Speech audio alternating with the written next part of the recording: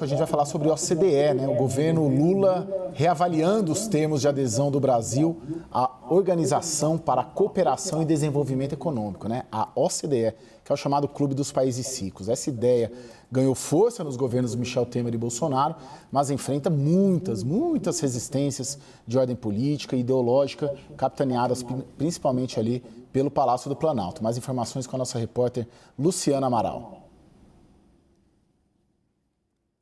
O processo de entrada do Brasil no Fórum, que é conhecido como um clube dos ricos. Potências econômicas como os Estados Unidos, a Alemanha e o Japão fazem parte desse grupo. Para integrarem a organização, os países precisam acatar uma série de boas práticas em áreas como a economia e o sistema político.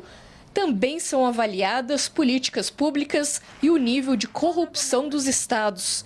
Das mais de 260 condicionantes, o Brasil já cumpre cerca de 120. O excesso de diretrizes é justamente um dos fatores que irrita o governo. A avaliação é de que a OCDE é liderada por potências ocidentais que ditam, por meio das regras, o que um país pode ou não pode fazer. Algo tratado como neocolonialismo pelos governistas. Além disso, pesa também o apreço do presidente Lula pelo avanço do Sul Global e pela expansão dos BRICS, que já concentra quase 40% do PIB mundial. Nos corredores aqui do Planalto circula a posição de que a OCDE tem mantido o viés político à frente do econômico.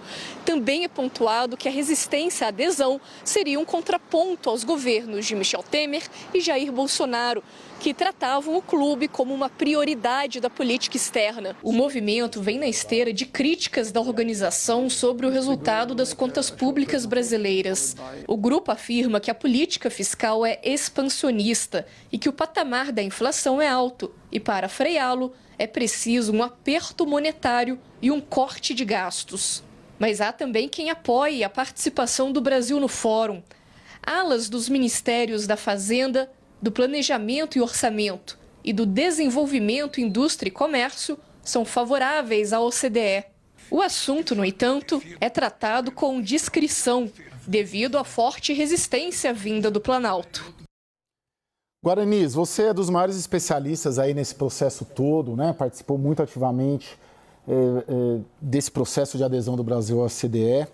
Eu vou te colocar o que eu ouvi nessa semana em Brasília sobre esse processo de adesão e vou dar nome aos bois, no caso, o Maurício Lírio, né, que é um dos Sherpas aí do G20, secretário de Assuntos Econômicos do Itamaraty.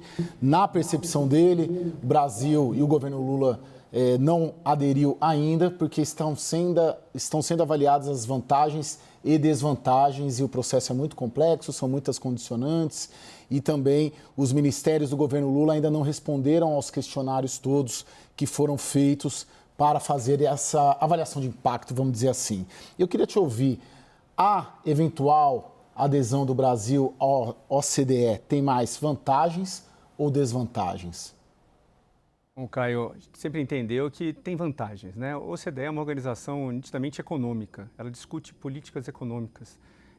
O tema da organização são melhores políticas para melhores vidas. A ideia é que as políticas públicas elas sigam melhores práticas internacionais, né? Os países que fazem parte da OCDE não são só países ricos, nós temos Colômbia, Chile, México, Costa Rica, só para citar países da América Latina, mas são países com tradição democrática, capitalista, ocidental, que passaram por várias reformas, fizeram reformas em várias políticas e se estuda lá o que faz com que essas políticas deem certo. Como que você faz um desenvolvimento econômico ser sustentável, melhorando a vida do cidadão, melhorando a vida de todos, né? Como é que você consegue trazer mais emprego, mais renda, mais desenvolvimento?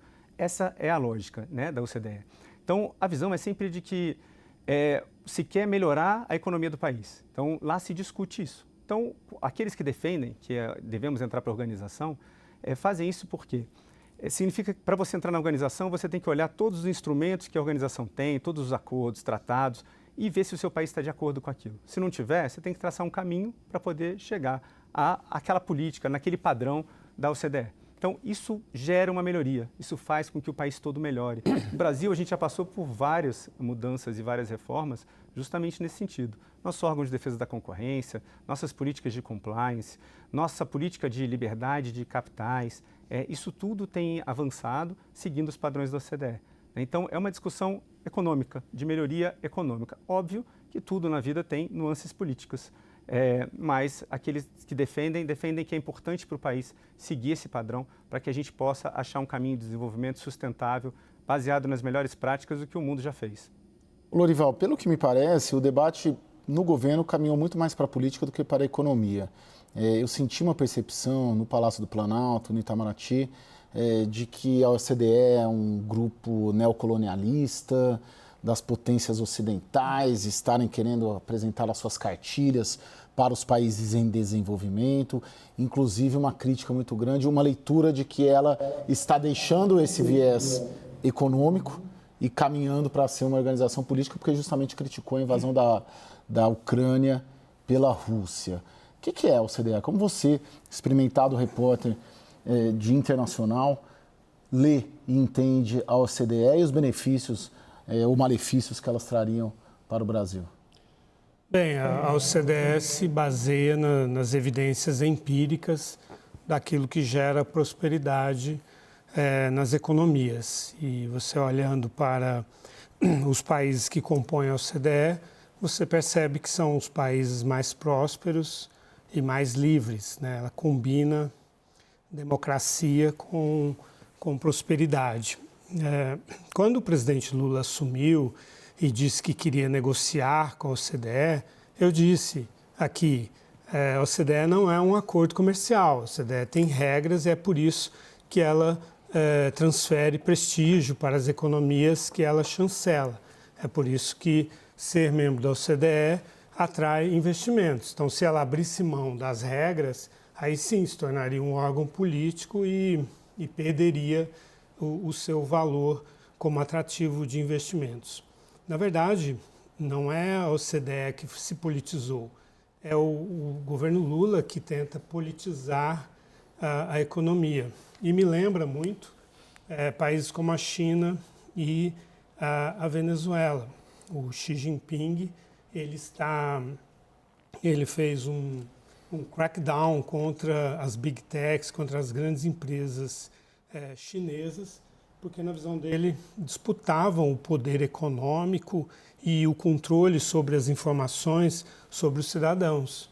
Então, Alibaba, Tencent, uma série de grandes empresas chinesas encolheram de tamanho, tiveram suas IPOs impedidas de acontecer, sofreram regulações draconianas nessa disputa entre o Partido Comunista e a livre iniciativa. Na Venezuela também existe esse discurso de que as leis da economia, as exigências do mercado são uma espécie de guerra econômica, né? São uma forma de diminuir a soberania do Estado. Chegou ao ponto em que, como os venezuelanos não estavam tendo acesso à proteína, o governo, o Ministério do Interior, distribuiu coelhos para as pessoas criarem e comerem. E aí as pessoas começaram a pôr nomes nos coelhos, a tratá-los como pets e não tinham coragem de comê-los. Aí o ministro do Interior denunciou isso para o Nicolás Maduro, que disse em cadeia de televisão: vocês não podem fazer isso, não podem colocar nomes nos coelhos, vocês têm que comer os coelhos. Então a culpa é do povo, né? Assim como o presidente Lula diz, não pode comprar coisa cara. É o mesmo tipo de argumento que eu observo nesses países em que o poder político entra em choque com a lógica da economia. Bom, Jussara, tem um grupo de trabalho que foi criado pelo Itamaraty. Ele se reuniu 3 vezes em 2023 e iria ter a primeira reunião agora no final de janeiro. E essa reunião foi adiada justamente porque não havia a resposta dos ministérios. Alguma chance, alguma luz ali desse grupo de trabalho de fato avançar com o trabalho para uma decisão final sobre a adesão? Olha, Kai, na minha avaliação, sem chance desse grupo avançar ou intensificar o trabalho. É aquela história, quando a gente não está muito afim de fazer, a gente coloca ali as nossas próprias demandas embaixo da pilha. Mais ou menos isso que eu vejo o governo Lula atuando na questão da OCDE. Eu me lembro que no governo de Jair Bolsonaro foi criado esse grupo de trabalho na Casa Civil, em que se colocava ali as metas, né, fazia as metas que estavam sendo atingidas, o que faltava para atingir atingir. Era uma questão ali, inclusive, de prioridade para o governo. Eu me lembro que em 2019, na primeira visita do ex-presidente Jair Bolsonaro à Casa Branca, então com Donald Trump fez um apoio público. Então, isso se tornou ali uma bandeira do governo anterior. Então, eu lembro que quando veio também a carta convite em janeiro de 2022, ano eleitoral, muito se falava o seguinte, olha, se mudar o governo, isso vai deixar o próximo governo, no caso de Lula, numa saia justa, num momento controverso, porque ele vai ter, a partir desse convite, vai ter que ali se fingir ali de pouco interesse, né? Na verdade, ele vai ter que vai manter o grupo de trabalho, mas não efetivamente como que ele ia lidar com isso, até pelas questões políticas. E aí tem um outro ponto, com a volta de Donald Trump também, a Casa Branca é um ingrediente a mais nessas divergências todas políticas e que o Brasil já tinha pouco interesse neste momento, né? O governo Lula pouco interesse em dar andamento à entrada da OCDE, agora menos ainda vai colocar empenho para cumprir todas as metas e aí sim conseguir entrar na organização. Político, em quanto tempo conseguiríamos aderir? É um processo que depende muito da boa vontade do país, né? Para você virar um membro de fato, você tem que seguir um roadmap. Esse roadmap o Brasil já recebeu em 2022 e a gente teria então que ser avaliado em diversos comitês da OCDE, diversos instrumentos. Esse processo pode durar de 2 anos a 5, 6, 7 anos. Então depende muito da vontade política do país que vai passar pelo processo e da capacidade de organização da própria OCDE, para poder rever isso tudo. O Chile conseguiu um fast track e fez em 2 anos. Né? Outros países demoraram 4, 5 anos. Eu acredito que, com boa vontade, o Brasil tem total condição de fazer em 3 anos um processo desse. Nós temos um nível de conhecimento de todos os instrumentos da OCDE muito grande em todas as áreas do governo. As áreas do governo elas têm participação técnica nos diversos comitês, vão a Paris, participam das reuniões, trazem coisas para cá. Muitas políticas públicas do Brasil se baseiam em melhores práticas da OCDE e foram aprovadas no Congresso, então já está internalizado. Né? De fato, a vontade política é que dá a velocidade da entrada na organização. Agora, Guaranis, de grande impacto, vamos dizer assim, na economia e nas políticas públicas, você classificaria o quê? Assim, se perguntasse, poxa, o que muda? Né? O que se viraria ali? Aderimos, né? Qual que é o impacto ali na vida das pessoas ali, mais sentido, ou que primeiramente seria sentido? Acho que quando você vira membro, Caio, você ganha um selo, né? Você vira um membro da OCDE. Então, todo mundo que vai investir em países do mundo procura onde eu posso botar meu dinheiro em que eu tenha credibilidade, confiança de que aquilo vai funcionar, né? Esse investimento vai me dar um retorno. Então, você ser um membro da OCDE, você ganha esse selo. Vários fundos de investimento só investem em países membros da OCDE. Então, só isso já destina muito recurso para o Brasil. Isso gera benefício para a população inteira, né? Investimento gera emprego, gera renda, gera mudança de vida das pessoas. Esse é o principal efeito. Tem várias coisas pequenas que vão transformando na economia pelo processo de entrada.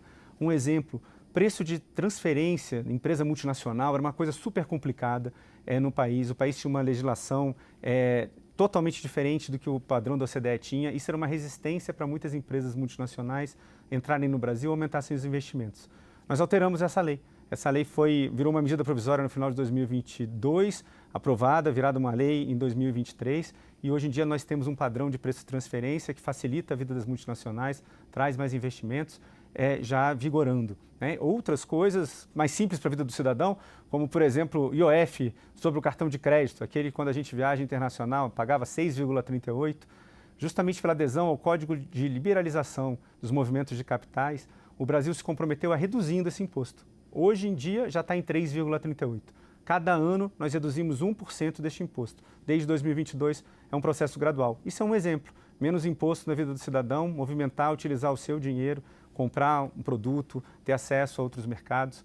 Isso realmente tem um impacto de transformar o padrão de desenvolvimento do Brasil em outro nível. Né? A gente institucionaliza melhor as nossas reformas, dá o melhor caminho para onde o Brasil tem que seguir. O Lorival, você acha que a OCDE também entra no alvo aí de Donald Trump, né, de um questionamento de multilateralismo, ou o perfil dela, né, esse é um outro perfil de organização internacional, não é afetado ou não tende a ser afetado por essa gestão? Não, a OCDE tem um perfil muito técnico, né? Realmente são regras, centenas de regras que são ou não seguidas, são verificadas. Então, é um organismo muito bem sucedido nesse sentido, exatamente o contrário do que está dizendo o governo brasileiro. É um organismo bastante despolitizado, né? Que é bastante transparente nas suas decisões. E os benefícios que ela traz para o país são inúmeros, né?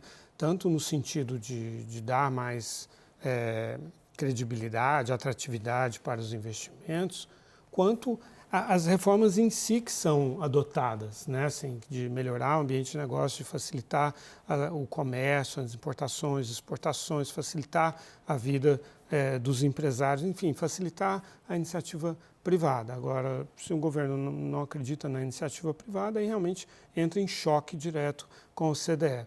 No caso do Trump, ele está adotando, ele está usando tarifas como uma arma política. E isso vai totalmente contra os princípios da OCDE. Mas sendo uma entidade, assim, digamos, neutra nesse sentido, né, que apenas adota parâmetros técnicos, eu não acho que vai ser objeto de ataque, e também ela não depende do governo americano para nada, não depende do Donald Trump, ela segue a vida dela, sim, independentemente do que pense o Donald Trump. Guaranis, você vê algum impacto do governo Trump no funcionamento da OCDE ou uma coisa não está relacionada à outra?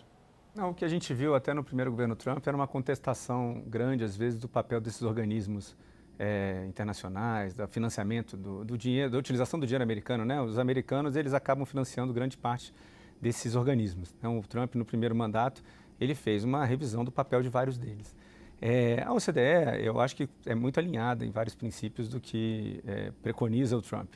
O Lorival está certo, né? Essa parte do comércio exterior realmente está totalmente contra o que se preconiza em melhores práticas, né? Utilizar as tarifas de importação para poder fazer pressões em outras discussões não é um caminho de melhor prática da OCDE, com certeza. Mas eu não vejo choque, não. Eu acho que geralmente tende a andar alinhado. Ô Guaranis, eu queria te perguntar algo que eu ouvi também no governo brasileiro, de estar em curso uma gestão para tentar dar transparência ao memorando que foi assinado em 2022. Porque, de certa maneira, o governo atual entende que isso abriria o debate sobre os termos de adesão. Por que esse memorando ele é sigiloso, e se você avalia que a abertura dos seus termos poderia evoluir, qualificar talvez até o debate, inclusive dos setores diretamente afetados por uma eventual adesão? Se a sigilo é por parte da OCDE, para a gente eu não vejo problema nenhum em ter informação sobre o que se preconiza no memorando. O memorando e o roadmap, né, o mapa para a gente chegar a virar membro, é algo que mostra, olha, quais são os caminhos, o que o Brasil vai fazer em cada momento, em que instrumento, que parte, que política que o governo tem, vai ser analisado em cada instante, em que comitê. Essa é a intenção. Então, eu não vejo problema. Eu acho que é importante a gente modernizar essa visão da OCDE. Talvez no passado, até na criação dela, tinha uma discussão de geopolítica muito forte. Hoje em dia de fato, um organismo com viés muito mais econômico, né, buscando melhorar as políticas públicas. E eu não vejo problema nenhum em ter transparência do caminho que se busca lá. Tá? Então, acho que é uma discussão legítima que o governo pode fazer e negociar com a OCDE algum nível de transparência. Né? Se é para o avanço do processo, acho que isso é importante.